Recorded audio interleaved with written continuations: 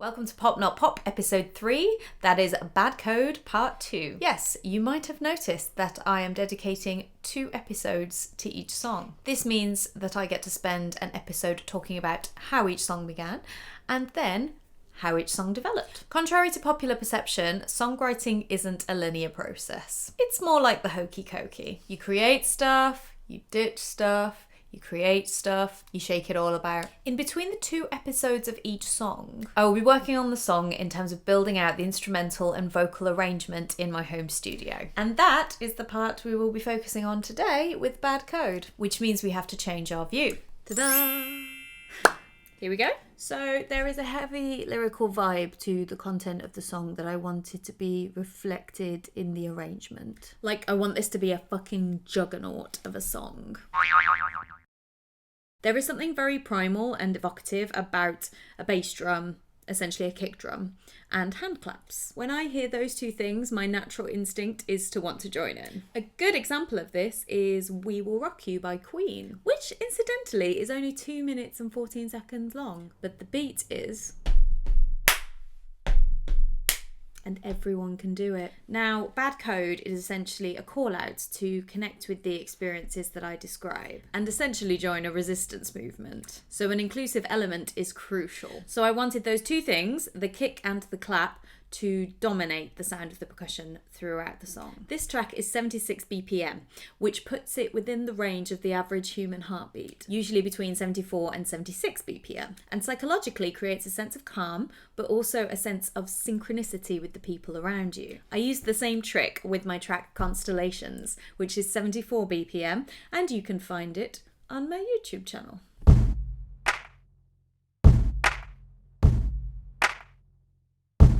One very important thing about music production, though, is that it's often the shifting dynamics of production that carry a listener through the song. So you can't just have one beat continuously throughout the song without any variation, otherwise the audience are going to lose interest. So I began loading some other percussion into the different sections of the song. I added some conga sounds here,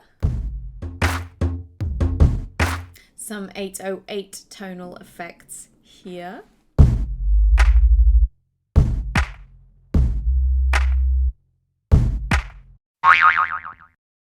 Bad Code quickly revealed itself to be a pretty synth-heavy track. So far, I am using 5 synths. To be fair, I'll probably end up adding more. One of which I have called the WOM, and I shall shortly explain why. These synthesizers cover both the bass and the treble of the track. Happily, I have some access to some pretty sweet gear. These are the rolly blocks that I use in my production and performance. So this is the C-board block that I mentioned in my last video, and this is the light pad block. This is going to sound really geeky to some of you, but Rolly products are really special because they use touch-sensitive technology that enables you to program the dynamics of the music as you play, rather than having to write them in afterwards, which is a function called MPE, or MIDI polyphonic expression. I selected a super heavy synth to be the linchpin of each chorus, which sounds like a WOM sound, so I call that synth the WOM. This was inspired by Kimbra's collaboration with Skillrex on the track Top of the World, because it has a swelling synth on the choruses, which I think is very powerful. A song that's also a really great reflection on capitalist structure. I also wanted the other parts of the track to sound super eerie, so I landed on these 2 patches.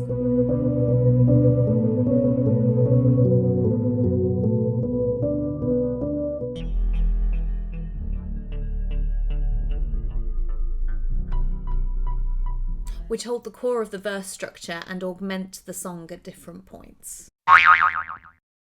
Synth guitar versus real guitar. Now, I'm in the habit of testing songs live to figure out whether or not I want to take them past the demo stage. Audience responses to a song is important because if you're going to release the song, you're going to end up playing it a lot. And there's no point in doing that if the audience doesn't respond to it. So Bad Code evolved quite a lot on the stage. And one thing that definitely evolved was a synth guitar part using the November Rain patch in the Noise app.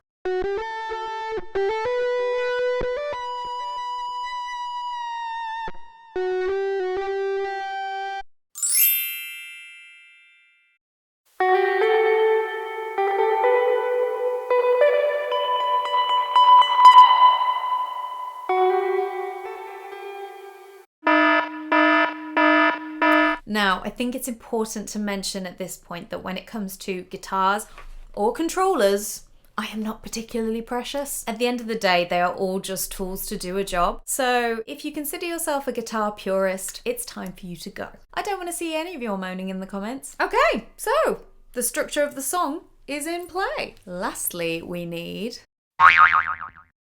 Now, I mentioned Kimbra before. Sometimes in my head, when I'm writing a song, it's not actually my voice that's singing it.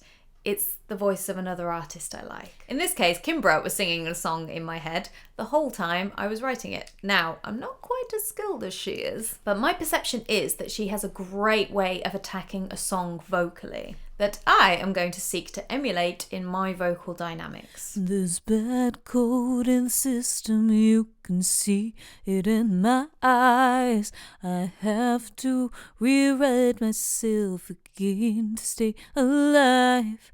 I feel the lines that make my form, my focus on my breath.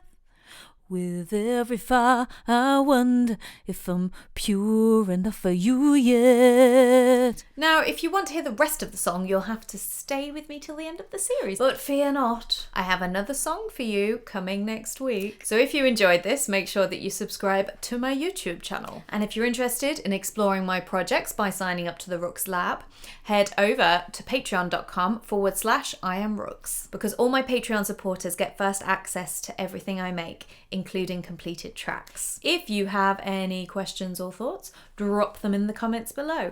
But don't forget.